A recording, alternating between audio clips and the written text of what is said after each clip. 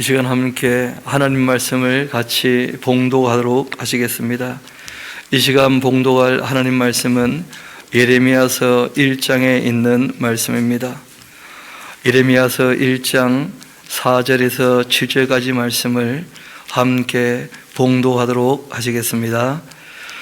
여호와의 말씀이 내게 임하니라. 이르시되 내가 너를 모태에 짓기 전에 너를 알았고 내가 배에서 나오기 전에 너를 성별하였고 너를 여러 나라의 선지자로 세우노라 하시기로 내가 이르되 슬프도소이다. 주 여호와여 보소서 나는 아이라 말할 줄을 알지 못하나이다 하니 여호와께서 내게 이르시되 너는 아이라 말하지 말고 내가 너를 누구에게 보내든지 너는 가며 내가 내게 무엇을 명령하든지 너는 말할지니라. 아멘.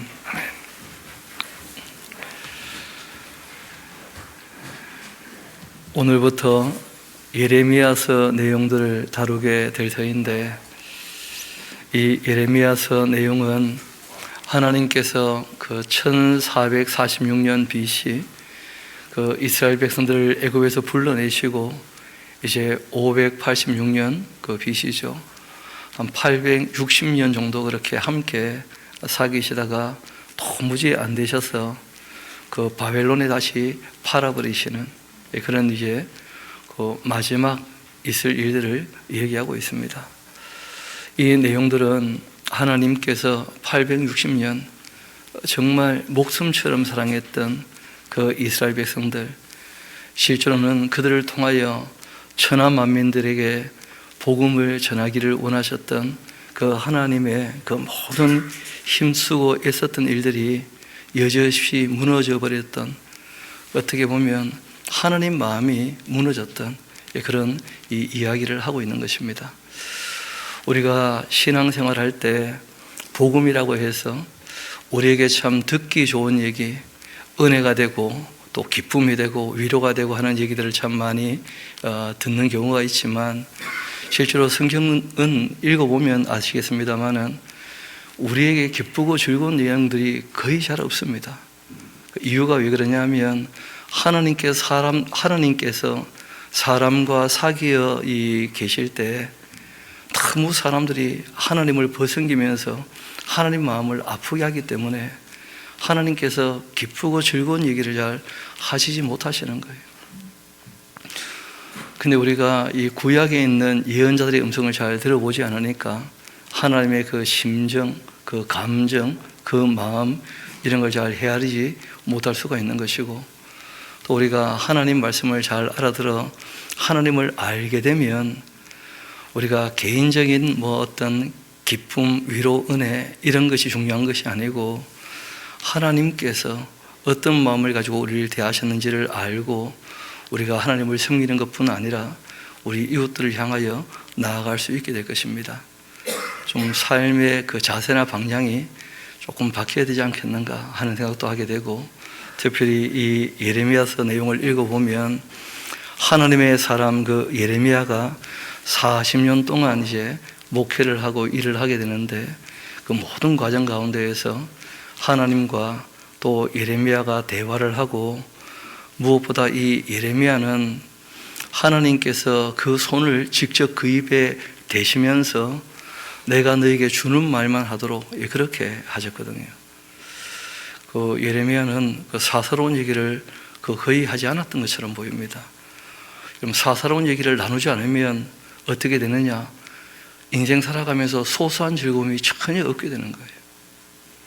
실제로 우리가 이 살아갈 때 아무것도 아닌 것처럼 보이는 사사로운 얘기를 나누는 것이 우리 삶에 힘도 되고 또 즐거움도 되고 재미도 되고 그런 것이거든요.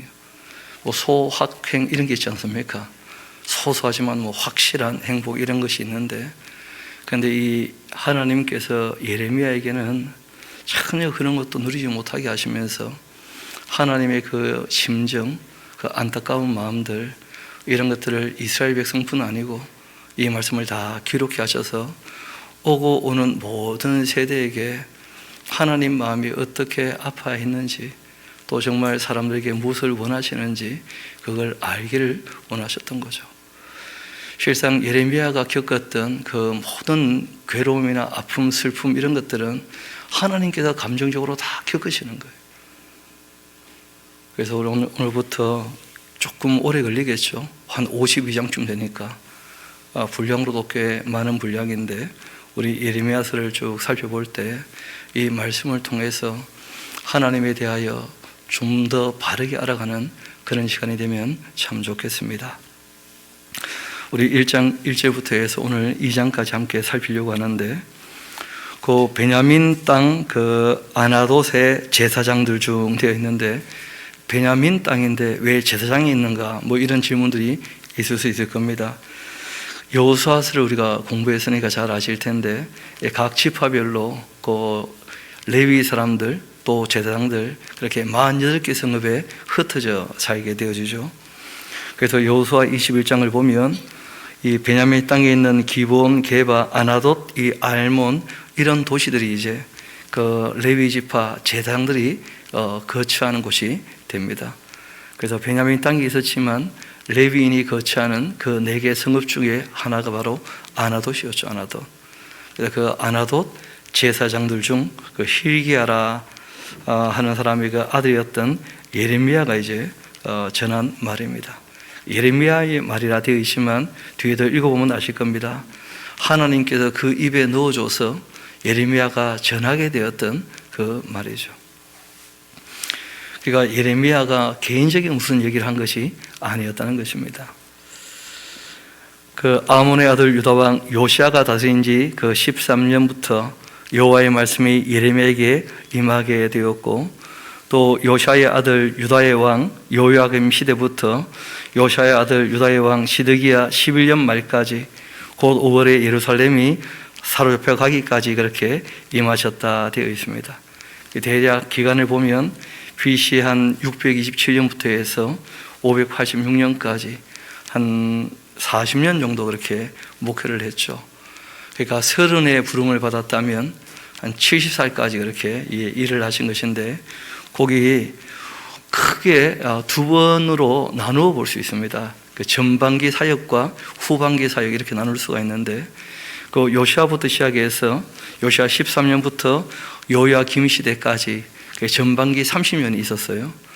이 전반기 30년 동안에는 예레미야가 뭐 어리니까 외쳐도 별로 그렇게 사람들 귀를 기르지 않았을 것입니다. 그 실상 이제 바벨론이 위협이 되고 올라오게 되었을 때, 그때 이제 후반기 사역이 될 수 있는데, 그 50 넘어서 이제 외치게 되었을 때에는 참 정말 심각하고 또 많이 이분이 핍박을 받게 됩니다. 이유는 바벨론이 올라오게 되었을 때 하나님이 그들을 불러 올리신 것이거든요. 그 남한국 유다를 징계하시려고. 그래서 그 마지막 징계이기 때문에 그 예레미야 입장에서는 그 벌을 순히 받아야만 사는 길이 열리는 것이니까 바벨론에 이제 항복하라고 이제 외치게 되죠.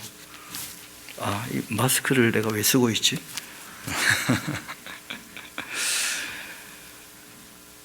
그렇게 항복하라고 외치는데, 그 외칠 때마다 그 일반적인 사람들은 마치 이 예레미야가 매국노처럼 여겨지는 거예요. 왜 그 바벨론에 항복하라고 하냐 하면서 이 예레미야를 핍박을 하는데, 뭐 때리기도 하고 우물에 가두기도 하고 또 모욕하기도 하고, 그 모든 수모를 다 당하면서 그 어려움을 당하면서 이제 일하게 되거든요. 그래서 전반기 한 20년, 뭐 후반기 20년 그렇게 반반 나누어서 이제 이분이 사역한 것으로 볼 수 있는데, 그 앞에 있는 내용들은 그 젊을 때 그 하나님께서 그 입에 넣어주신 말씀을 전했던 내용이기도 합니다. 그렇게 한 40년 활동을 하셨는데, 잘 아시는 것처럼 이분은 40년 동안 활동하면서 단 한 명도 어떻게 보면 인도를 못 하신 거죠. 어떻게 보면 시대가 너무 악하니까 때를 얻지 못했기 때문에 예레미야가 40년 동안 목회를 할 때 정말 하나님 말씀이다 하고 회개하고 돌아온 사람이 없다는 거예요. 그 서기관 이 바룩이라는 사람 한 명 정도가 그렇게 이 예레미야를 따라다니면서 그가 전했던 하나님 말씀을 다 메모하게 되거든요. 다행히 그 바룩이라는 사람이 메모를 했기 때문에 이 기록이 남아있게 된 거예요. 그러니까 40년 목회했는데 성도가 한 명이라면 그 참 쉽지 않은 일이었겠죠. 게다가 또 뒤에 다 나오겠습니다만은 하나님께서 그 악한 시대에 결혼도 못하게 하신 거예요. 왜냐하면 사람 같은 여자가 없다는 거예요. 그러니까 하나님의 일을 하는데 오히려 방해만 될 거니까 아예 결혼도 하지 못하도록, 또 바벨론에 다 잡혀가게 될 텐데 비참하게 죽게 될 것이고, 또 심지어 뭐 일을 하는데 가족을 인질로 잡아가지고 말하지 말라 이렇게 하면 참 입장 곤란하게 되거든요. 그러니까 예레미야에게는 결혼도 하지 못하게 해서 70까지 사셨는데 혼자 사셨다니까 참 쉬운 삶은 아니었을 겁니다. 제 개인적으로 봤을 때 인간 중에 가장 비참한 삶을 살았던 분이 아니시겠는가? 인간 중에서 그 고통이나 그 괴로움이나 아픔들이나 이런 것들이 꽤 많이 물어나거든요. 그리고 뭐 말 그대로 너무 외롭죠. 40년 동안 일을 하면서 주변에 아무도 없는 거예요. 하나님 말씀을 전할 때마다 다 떠나나가죠. 이유는 사람들이 기대하는 하나님 말씀과 실상 예레미야 입을 통하여 전달되는 하나님 말씀이 너무 달랐기 때문에, 사람들이 기대하는 말씀은 자기들 욕심을 채워주는 그런 얘기였거든요. 그런데 그것은 하나님께서 늘 말씀하시는 것이죠. 너희가 따르는 바알, 너희의 주, 너희의 욕심인 것이고, 내가 어떤 마음을 갖고 있는지를 좀 알아들으면 좋겠는데 그 말씀을 듣고 돌이키고자 하는 사람은 너무 없었던 것입니다. 그 당시 예레미야 혼자 그 말씀을 이제 알아듣게 되는데, 하나님께서 예레미야도 변질될까 봐 아예 모태에서부터 특별하게 하나님께서 만드셔서 보내신 것입니다. 우리 한번 이어봅시다. 4절부터입니다. 여호와의 말씀이 나에게 임하였다. 이르시되 내가 너를 모태에 짓기 전 너를 알았고, 또 너가 배에서 나오기 전에 내가 너를 성별하였고, 그리고 너를 여러 나라의 선자로 세웠노라. 그렇게 말씀하셔요. 하나님이 단지 이스라엘의 하나님이시냐? 그렇지가 않고 이스라엘 나라를 통하여 정말 천하만민이 하나님께 돌아오기를 원하셨거든요. 하나님이 창조주니까 모든 나라의 주인이셔요. 그래서 46장부터 51장까지 쭉 보게 되면 열국에 대한 심판 나오거든요. 에돔이나 블레셋, 모압, 암몬, 에돔, 다메섹, 엘람, 바벨론, 이 모든 나라들이 하나님을 벗어겼죠. 실제로는 하나님을 벗어겼다기보다 하나님을 아예 알려고도 안 했다는 거예요. 그렇기 때문에 그 악한 나라들 다 하나님께서 벌하실 때가 반드시 온다 하는 얘기를 하십니다. 그래서 이 예레미야는 단지 남왕국 유다의 예언자가 아니었고 여러 나라의 예언자로 그렇게 세우심을 받았죠. 실상 이분의 이 활동은 지금 우리에게도 똑같이 이분의 예언자로 활동하시면서 하나님 말씀을 전해주고 있는 거예요.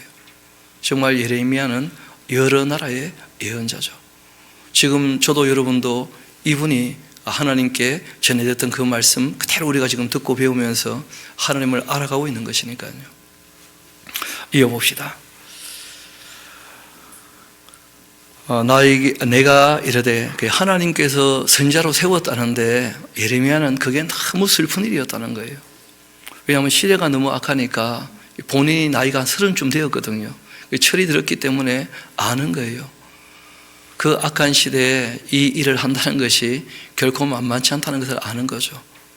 그러니까 적어도 이분은 나이가 30쯤 되었을 때 하나님의 심정에 대한 조금 이해가 있었어요. 그냥 사람들이 듣기 좋은 소리 하면서 함께 그냥 소소한 기쁨을 느끼면서 시시덕거리면서 그렇게 살 수 있는 길도 있지만 본인이 봤을 때는 그러한 세상이 아니었거든요. 그런 이 시대에 하나님 말씀을 전한다는 것은 참 쉽지 않은 것이다 하는 걸 잘 이분이 이해하고 있었던 겁니다. 그래서 하나님께서 본인을 특별히 불러 세웠다 하자 내가 이르되 슬프도소이다. 주 여호와여 보소서 나는 아이라 말할 줄을 알지 못합니다 하고 이제 이야기를 합니다. 그때 여호와께서 이 예레미야에게 말씀하시죠. 너는 아이라 그런 말 하지 말아라. 이때 뭐 아이라고 하지만 30쯤 되었어요. 30. 이스라엘 백성들은 공식적으로 이제 활동을 하는 나이가 30쯤 되는 것이거든요. 그 레위인도 마찬가지고 제당도 마찬가지고 25세 부름받아 견습 다 마치면 30부터 이제 그 본인 사명을 감당할 수 있게 되는 것인데 하나님께서 부르시고 일하게 되었던 그때에 참 두려운 거예요. 예레미야가. 그런데 하나님 말씀하십니다. 너는 아이라 그런 말 하지 마라. 내가 너를 누구에게 보내든지 너는 가며 내가 너에게 무엇을 명령하든지 너는 그대로 다 말을 하라. 너는 또 그들 때문에 두려워하지 마라. 왜 그렇게 말씀하셨냐면 두려워할 만한 일들이 많다는 거예요. 맞기도 할 것이고 또 모욕당하고 또 버림받기도 하고 완전히 그냥 혼자 이외에는 아무도 없을 정도의 그런 외로움에 처하게 될 것이거든요. 두려워할 만한 일이 많겠지만 그들 때문에 두려워하지 마라. 내가 너와 함께 하겠다. 또 너를 건져주겠다. 이때 이제 구원하겠다 하는 말은 죽지는 않게 하겠다. 뭐 그런 정도의 내용이에요. 나 여호와의 말이니라. 그렇게 하시고는 여호와께서 그 손 내밀어 그 예레미야의 입에 대시면서 여호와께서 말씀하시죠. 보라, 내가 내 말을 너의 입에 두었다. 하나님께서 여러 번 여러 모양으로 말씀하실 때 예레미야는 좀 특별히 그렇게 부르신 거예요. 워낙 악한 세상이었기 때문에. 그래서 하나님께서 아마 예레미야의 그 입에다가 손을 대시고 난 다음부터 예레미야는 정말 그 사사로운 얘기들, 사람과 교제하는 그런 얘기들은 거의 하지 않았을 겁니다. 왜냐하면 그의 그 외침을 보면 알 수 있거든요. 이어봅시다. 하나님의 심정을 대언해야 되는데 그 하나님 마음이 지금 너무 아프고 너무 무겁기 때문에 뭐 시석거리거나 농담하거나 그럴 수 없는 거죠. 뭐. 여러분 이사야만 해도 그런 얘기 나오지 않습니까? 하나님의 영광을 봤을 때 내가 부정한 사람들 중에 함께 거하면서 내 입술이 어떻게 되었다 그래요? 부정하게 되었다 그런 얘기 하지 않습니까? 하나님께서 입술을 지져서 부정한 것을 제해 주시거든요. 그 천사를 보내가지고. 그런데 예레미야는 아예 그런 이제 사사로운 얘기도 전혀 못하도록 그렇게 하신 거예요. 그리고 말씀하십니다. 그 10절 굉장히 중요한데요. 보라, 내가 오늘 너를 여러 나라와 또 여러 왕국 위에 세워 너가 그것들을 뽑아버리고 또 파괴하고 파멸하고 넘어뜨리고 그리고 그 다음에 건설하고 심게 그렇게 하였다 하고 말씀하시면서 하나님께서 예레미야에게 너가 지금 하는 일은 일단 잘못된 것이 관영하여 있기 때문에 그걸 다 부서뜨리고 뽑아버리고 난 다음에 다시 심어야 되는 일이다 하고 말씀하셔요.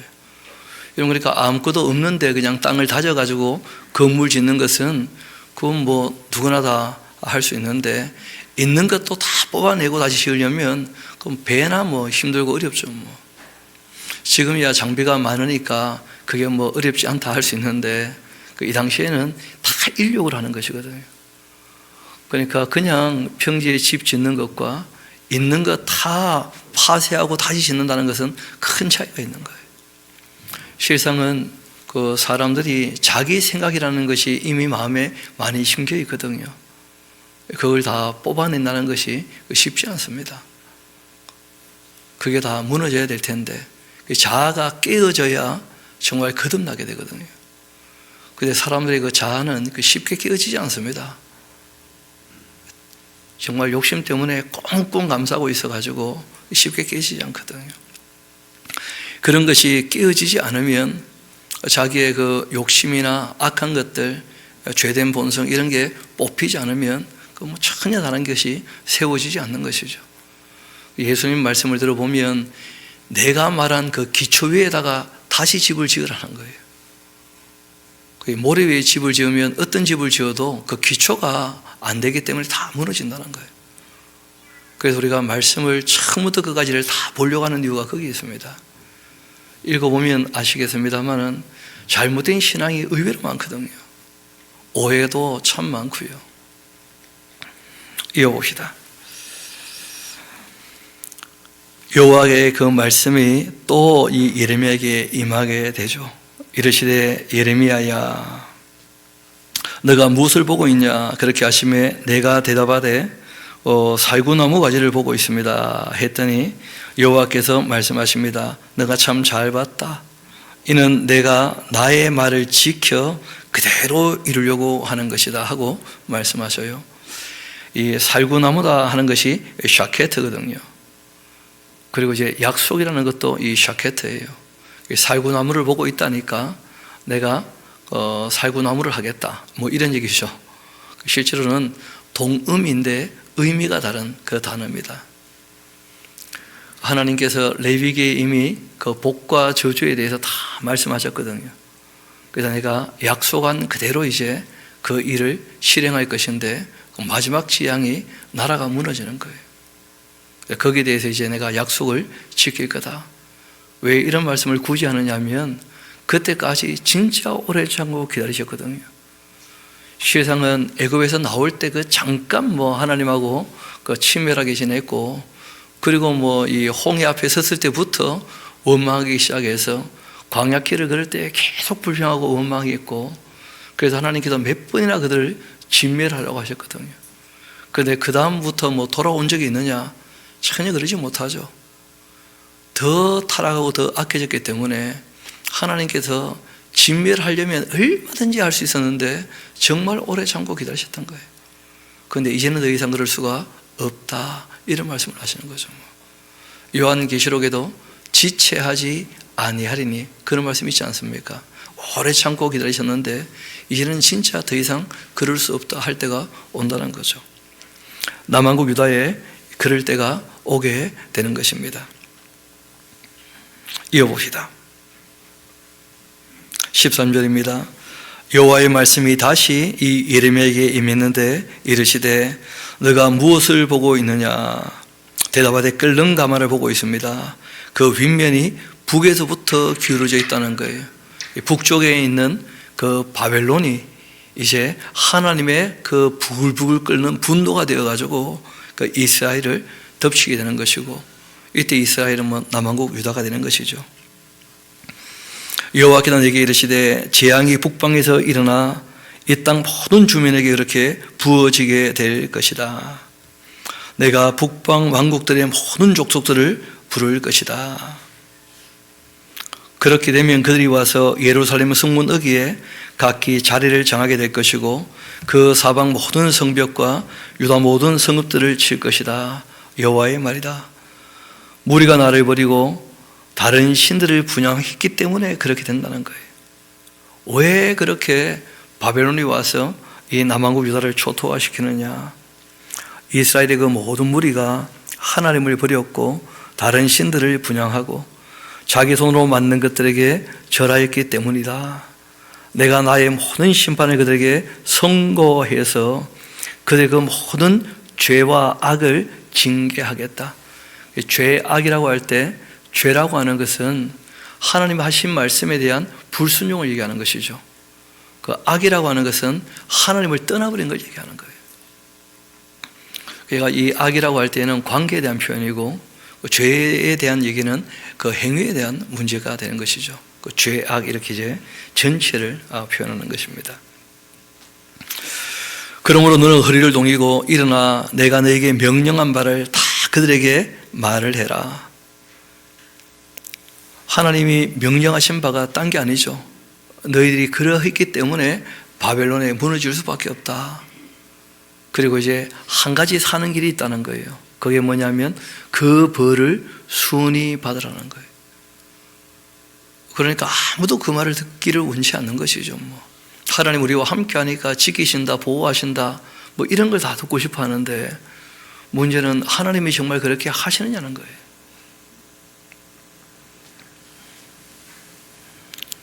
자기 마음만 가리는 것이고 스스로 속이는 것이니까요.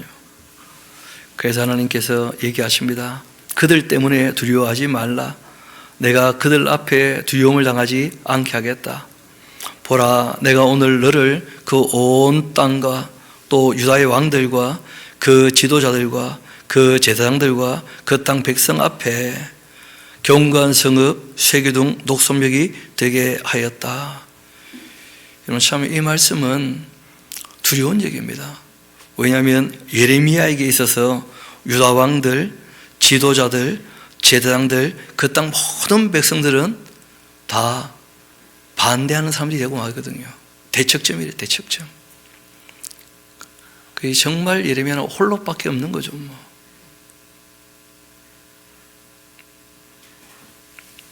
그들이 너를 치나 너를 이기지는 못할 것이다. 제가 이 말씀을 읽을 때마다 안 맞고 이기게 해주시면 안 되나 그런 생각이 드는 거예요. 너무 많이 맞았거든요. 일을 해보면 이런저런 얘기 듣는 것이야 멘탈만 강하면 틀어버리면 되는데 그 폭력을 당하는 것은 또 딴 문제거든요. 정말 비참합니다. 다 큰 어른이 누구한테 맞는다고 생각해봐요. 아주 굴욕적이고 비참하죠. 그들이 너를 그렇게 치겠지만 너를 이기지는 못할 것이다. 너가 하는 말 막지는 못한다. 그런 것이죠. 이는 내가 너와 함께하여서 너를 구원할 것이기 때문에 여호와의 말이다. 예레미야가 계속 전해야 될 하나님 말씀이 있으니까, 그래서 하나님께서 그 말을 전할 수 있도록 그거 붙잡아 주겠다 하는 정도의 약속을 하십니다. 여러분, 알고 보면 그 악한 시대에 예레미야만 그렇게 맞고 모욕당하는 게 아니죠. 그 악한 시대면 하나님의 아들 사람 되어 오셔도 이 땅에서 맞으시고 죽기까지 하시는 거예요. 세상이 악하면. 2장 1절 봅시다. 여호와의 말씀이 내게 임하니라. 이르시되 가서 예루살렘의 그 귀에 외칠지니라. 여호와께서 이와 같이 말씀하신다 하면서, 하나님이 왜 이 얘기를 꺼내시느냐, 예레미야를 통해서 포기할 수 없다는 거예요. 사랑하니까. 공의와 정의로 하면 이미 끝내도 수십 번 수백 번 끝낼 수밖에 없었겠지만 사랑하기 때문에 참아내시는데, 그 참아내실 때 하나님께 고통이 있다는 거예요. 아픔이 있고. 하나님이 옛 일을 추억하시면서 한 말씀 하십니다. 여호와께서 이와 같이 말씀하시기를 내가 너를 위하여 너의 청년 때 인해 너의 신혼 때 그 사랑을 내가 늘 기억하려고 애를 쓴다는 거예요. 포기할 수 없다는 것이죠. 너희를 위하여 하면서 진밀하지 않으신 이유가 여기 있었던 거예요. 그들을 위하는 하나님의 사랑이 있기 때문에 일말의 여지라도 있으면 하나님께서 사랑하시고 건지시려고, 그래서 아주 옛날, 그러니까 860년 전에 이를 추억하시는 거예요. 하나님께서. 그때 애굽 참 살기 좋은 곳이었는데 그 광야가 어떤 곳인지도 모르고 하나님이 따라 나오자 하니까 따라 나섰던 그때를 기억하시는 거예요. 내 말을 들어줬던 그때 그 추억을 가지고 지금 860년 하나님께서 견디어 오신 거예요. 여러분, 그 부부 관계를 통해서 교회와 예수님의 관계, 또 내가 내게 장가들어 하시면서 이스라엘과 하나님 관계를 말씀하시거든요. 사람이 함께 오랜 시간 지나다 보면 사랑도 깊어지지만 서로 받는 상처도 많아요. 그 어쩔 수 없이. 또 하나님께도 100% 잘했다 할지라도 상대히 자기 혼자 또 삐어지는 일들이 얼마든지 있거든요. 오해를 해가지고. 그러니까 오래 같이 지내면 어쩔 수 없이 상처를 주고받는 거예요. 같이 있다 보면 아무리 잘해도. 하나님이 얼마나 잘해 주셨겠어요.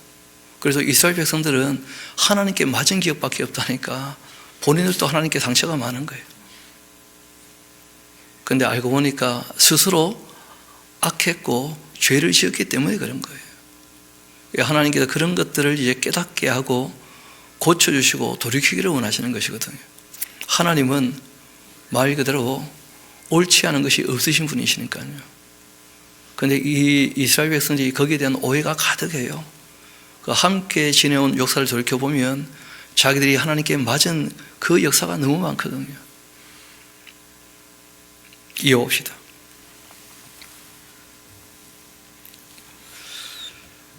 다시 한번 2장 1절부터 읽어드리겠습니다. 여호와의 말씀이 내게 임하니라 이르시되 가서 예루살렘의 귀에 외쳐라. 여호와께서 이와 같이 말씀하시기를 내가 너를 위하여서 너의 청년 때에 인해 너의 신혼 때의 그 사랑을 기억하고 있다. 곧 씨 뿌리지 못한 땅 그 광야에서 나를 따라 주었기 때문이다. 이스라엘은 여호와를 위한 성물이었고 곧 그 소산의 첫 열매였다는 거예요. 이스라엘을 부르신 이유는 천하 만민을 부르시려고 제일 처음 부르신 것이거든요. 첫 열매예요, 첫 열매. 그래서 하나님께서 그를 삼키는 자면 모두 벌을 받아 재앙이 그들에게 닥치게 했고 또 닥치게 될 거라는 거예요. 뭐 애굽이 그러했고 아수르가 그러하고 또 앞으로 바벨론이 또 그렇겠죠. 이스라엘을 집어삼키면 다 하나님께 맞았어요. 첫 열매니까요. 여호와의 말씀이니라. 야곱의 그 집과 이스라엘 집 모든 족속들아 여호와의 말씀을 좀 들어봐라. 나 여호와가 말하는데 너희 조상들이 나에게서 무슨 불의함을 보았느냐? 나를 헐리하고 가서 왜 헛된 것을 따라가며 헛되이 행하고 있느냐? 참 사람이 무지하다는 게 그런 거예요. 자기와 함께하는 그 하나님 얼마나 참되고 얼마나 아름다운지 얼마나 자기를 사랑하는지 모르는 거예요. 그러니까 자꾸 딴 남자가 생각이 나는 거예요. 이방신들이 저 이방신은 어떠할까 뭐 그러는 것이죠. 결혼했는데도 불구하고 야 내가 저 사람 아니고 딴 남자하고 결혼했다면 내 인생이 어떻게 될 것인가 끊임없이 그런 생각을 하고 있다면 그 관계가 제대로 되겠습니까? 이스라엘 백성이 늘 하나님 앞에서 그렇게 했다는 거예요.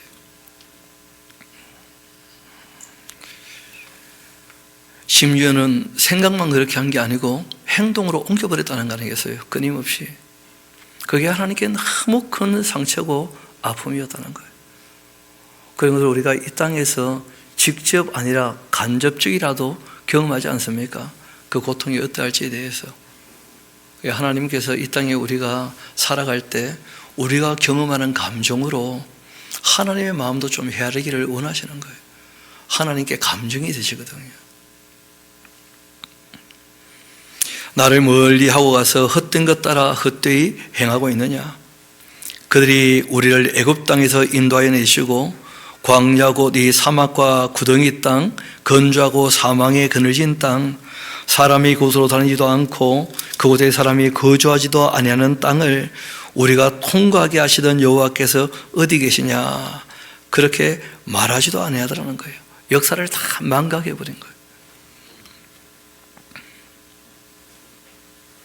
또 내가 너희를 기름진 땅에서 인도하여 그것의 그 열매와 그것의 아름다운 것들을 먹게 했는데 너희가 이 가나안 땅 여기로 들어와서 내가 다 너희들에게 적당한 때 비를 내려서 다 먹고 마시고 살게 해서 지금까지 살아있는 것인데 그런데 그 가나안 땅 하나님께서 약속했던 그 땅 더럽히고 나의 기업을 아주 역겨운 것으로 만들었다는 거예요.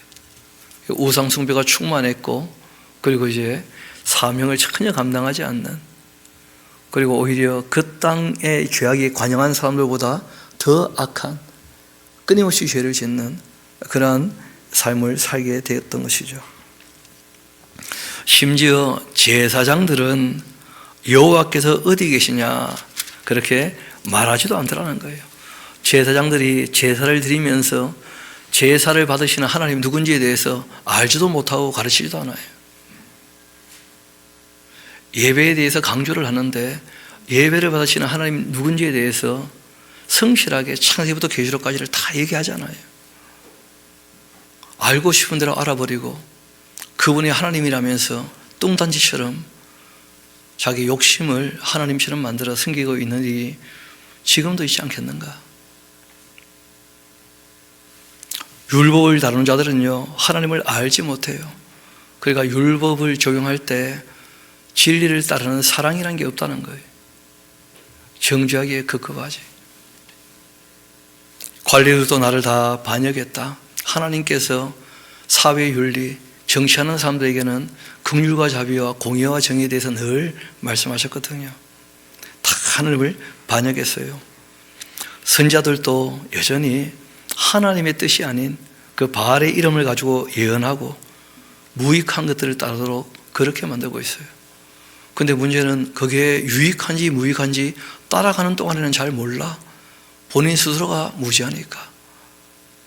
그래서 우리가 무지를 좀 벗겨내야 됩니다.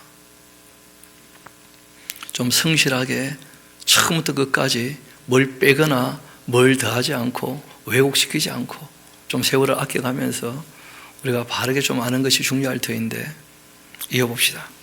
그러므로 내가 다시 싸우고 너 자손들과도 싸울 것이다. 여호와의 말씀이다. 너희는 그 기띔 섬들에 건너가 보며 게달에도 사람을 보내 이 같은 일이 있었는지를 자세히 한번 살펴봐라. 그 기띔 하는 섬들 되어 있는데, 이 키프로스, 구브로 섬을 얘기하는 거죠. 히브리어로는 기띔이고요. 헬라로는 구브로 섬이 되는 것이고, 또 별명이 있습니다. 엘리야의 섬이라는 그런 별명도 있습니다. 그 기띔 섬, 그 서쪽을 얘기하는 것이고, 게달, 그 동쪽을 얘기하는 것이죠. 그 동쪽 서쪽에 다 사람들을 보내서 이 같은 일이 있었는지 좀 살펴보라는 거예요. 어느 나라가 그들의 그 신들을 신 아닌 것과 바꾼 일이 있겠냐?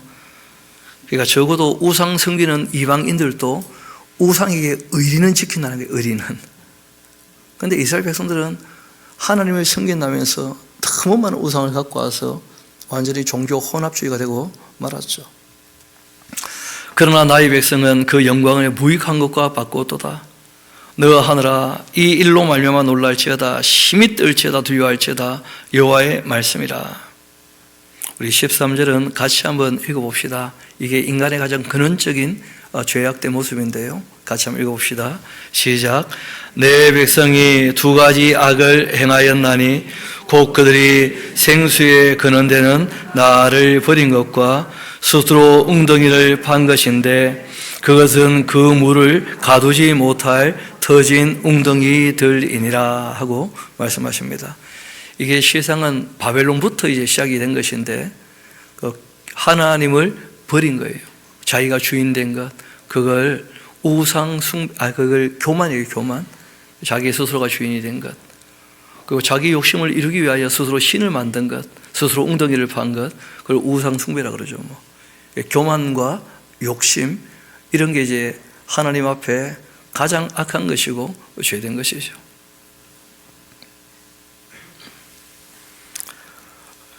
이스라엘은 종이냐 시종이냐 어찌하여 포로가 되고 마느냐. 14절입니다. 어린 사자들이 그를 향하여 부르짖고 소리를 질러 그 땅을 황폐하게 했고, 또 그 성읍들 불타 주민이 없게 되었고, 이 놉다바네스의 그 자손도 너희의 정수리를 상하게 하였지 않는가. 예전에 그 애굽이죠. 놉다바네스 하는 곳은 다 그 애굽의 도시들 이름입니다.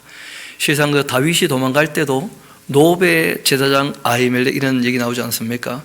그러니까 애굽에 있는 도시 이름을 그대로 따와서 이스라엘에도 그런 도시들이 있었어요. 베스메스 같은 것도 뭐 그런 곳이죠. 태양신을 섬기는 집이다, 그런 뜻이니까요. 여기서 얘기하는 놉은 이스라엘에 있는 놉이 아니고 애굽에 있는 놉, 다바네스, 그런 것들을 얘기합니다. 애굽에게도 주어 터지고, 너희 하나님 여호와가 너를 길로 인도할 때 너가 하나님을 떠남으로 말미암아서 그렇게 주변에 있는 강독국들에게 늘 당했다는 거예요. 주어 터지고 너희가 자취함이 아니냐 이를. 또 너가 시월의 물을 마시려고 애굽으로 가는 길에 있는데, 이 시월의 물 하는 것은 나일강을 얘기합니다. 애굽에게 늘 그냥 어려울 때마다 도움을 청하는 거죠. 어찌 됨이냐 그것이. 하나님께 도움을 청하지 않고, 또 너가 그 강물을 마시려고 아수로 가는 길에 있으면 어찌 됨이냐. 이 바벨론이 일어나게 되면 그러면 자꾸 애굽에게 또 조금 남아있는 잔당인데 그 아수르에게 또 마음이 가는 거죠. 그 아수르에 있는 그 강은 유브라데스 강이죠. 유브라데스 강. 너의 악이 너를 징계하겠고 너의 반역이 너를 책망하게 될 것이다. 그런즉 너희 하나님 여호와를 버린 것과 너희 속에 나를 경외함이 없는 것, 이게 악한 것이고 죄로 말미암아서 당하는 고통인 줄을 알아야 한다. 주 만군의 여호와의 말씀이니라. 그래서 악은 관계에 대한 문제인데 하나님을 떠난 것, 그게 이제 악한 것이고 또 하나님의 말씀을 따르지 않는 것, 그게 다 죄가 되는 것이죠. 너가 옛적부터 너의 멍에를 꺾고 너의 결박을 끊으면서 말하기를 나는 그 하나님 말씀에 순종치 않겠다. 그렇게 하고서는 모든 높은 산 또 모든 푸른 나무 아래에 너의 몸을 굽혀서 그 우상 숭배를 하나님께 행음한 것으로 그렇게 이제 얘기를 하고 있죠. 그러니까 실제로는 시내산에서 언약을 맺고 마치 혼인 서약을 한 것처럼 그렇게 관계를 맺었는데 이스라엘 백성이 그 하나님 앞에 너무 많은 행음을 행했다는 거예요. 내가 너를 순전한 참종자 곧 귀한 포도나무로 심었었는데 나에게 대하여 이방 포도나무의 그 악한 가지가 되면 어찌 되느냐 하면서 그 이사야서 5장을 공부할 때 우리가 하나님께서 너무 좋은 그 밭에다가 우를 두리고는 정말 극상품 포도나무를 심었는데 덜 포도를 맺었다, 그런 얘기 하지 않으십니까? 이방 나라 사람들이 따라가는 그 우상 숭배를 이스라엘 백성들이 늘 함께 따라가고 있었던 것이죠. 주 여호와의 말씀이라. 너가 잿물로 스스로 씻고 또 너가 많은 비물을 쓴다 할지라도 너의 죄악이 내 앞에 그대로 있다. 왜냐하면 회개치 않기 때문에 용서할 수 없다는 거예요. 회개치 않기 때문에 죄악이 관영하고 회개치 않고 용서가 안 되는 거죠. 너가 또 어찌 말하기를 나는 뭐 더럽혀지지 아니했다. 큰 착각이죠, 그렇죠? 바알들의 그 뒤를 따르지도 아니하였다. 그렇게 할 수 있겠냐? 골짜기 속에 있는 너의 길을 한번 봐봐라. 너의 행한 바 알 거 아니냐? 골짜기마다 우상숭배의 흔적이 있으니까.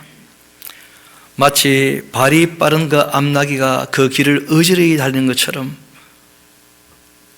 또 너는 광야에서 아주 익숙한 들 암나귀들이 그의 그 성욕이 일어나서 헐떡거림 같구나. 그 발전기에 누가 그것을 맡을 수가 있겠는가? 그것을 찾는 것들 수고하지도 않고 그 발전기를 만나게 될 것이다.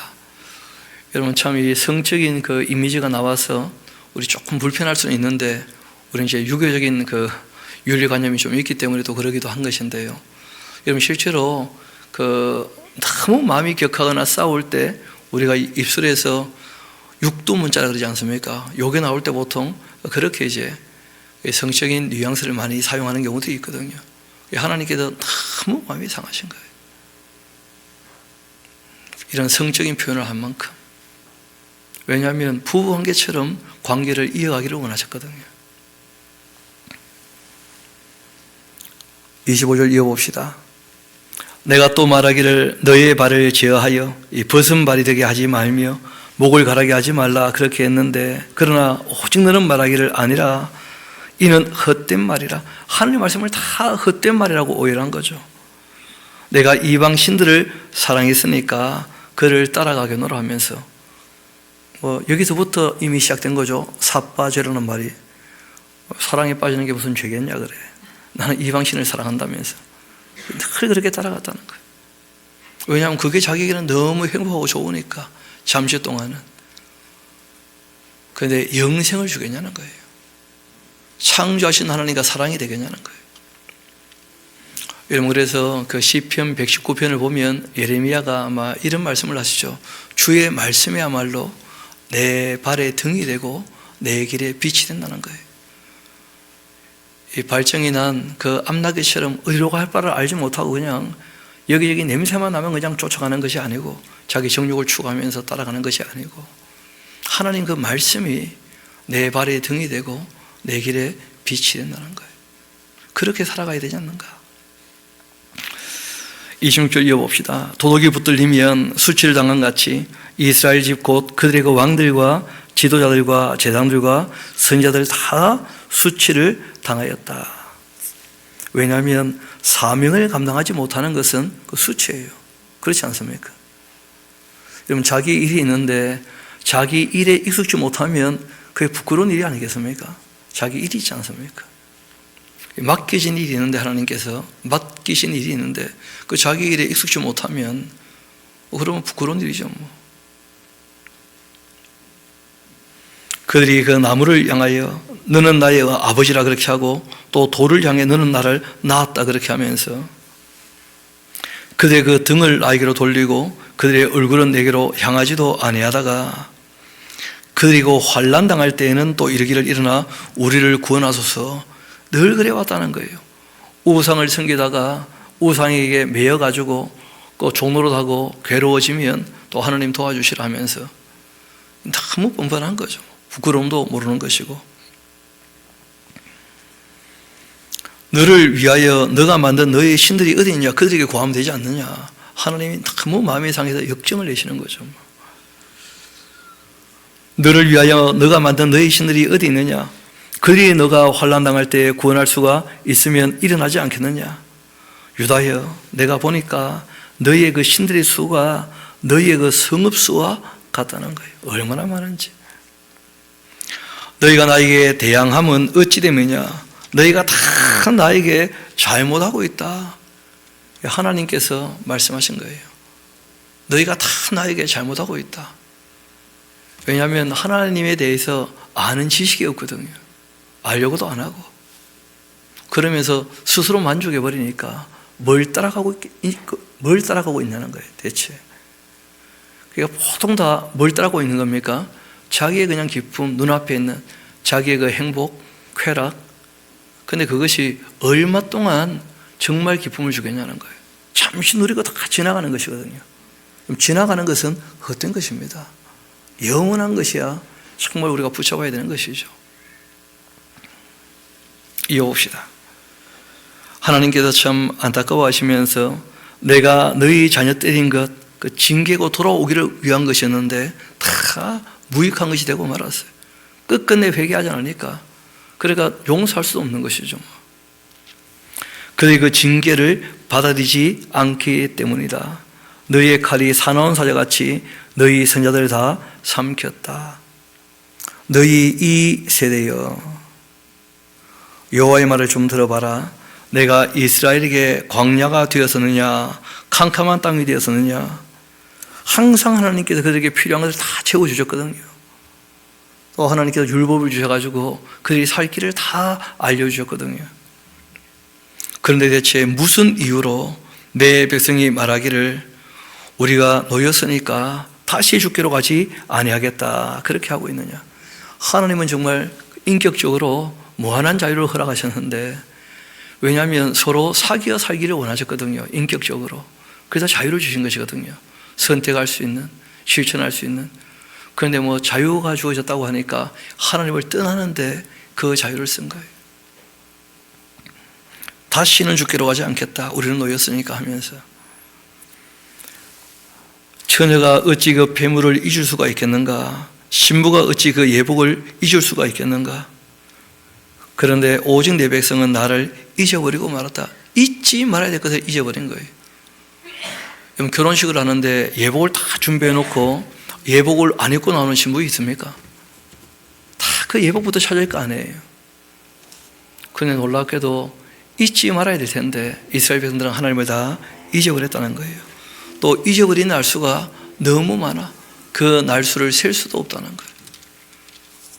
무려 860년 지금 시간이 지나가고 있는 것이니까요. 너가 또 어찌 사랑을 얻으려고 너의 행위를 아름답게 꾸미냐. 그러므로 너의 행위를 악한 여자들에게까지 가르쳤다. 그러니까 하나님께 사랑을 좀 받아야 될 텐데 전혀 엉뚱한 데 가서 사랑을 받으려고 하는 거예요. 그 대상이 너무 잘못됐다는 거예요. 그러니까 우리가 하나님을 아는 지식이 꼭 필요한 것은 우리가 믿을 때 그 대상이 잘못되면 그러면 영원히 속는 거예요. 영원히. 우리가 믿는 하나님이 어떤 분인지를 바르게 알지 못하면 영원히 죽는 거예요. 영원히. 또 너의 옷단에 보니까 죄 없는 가난한 자를 죽인 그 피가 묻어 있다. 그들이 담 구멍을 뚫었기 때문이 아니라 오직 이 모든 일 때문인데, 그러나 또 너는 말하기를 나는 무죄하다 그렇게 할 것이다. 여러분 참 이 34절 조금 어려운 표현인데, 거기 그들이 담 구멍을 뚫었기 때문이 아니고 오직 이 모든 일 때문이다 이렇게 되어 있는데, 여러분 그 원어에는 원래 담이란 말이 없어요. 그래서 개역 한글판에는 담자란 말이 아주 자그만하게 기록되어 있어요. 담 구멍을 뚫었다 하는데 그들이 누군지가 명료하지는 않습니다. 왜냐하면 앞으로 이어봤을 때에는 이 그들이 예언자처럼 보이기도 하고요. 또 뒤하고 이제 이어서 보게 되지면 그들이 바벨론처럼 이렇게 보이거든요. 그런데 그 두 가지로 해석이 가능하지만 그러나 결국 내용은 똑같습니다.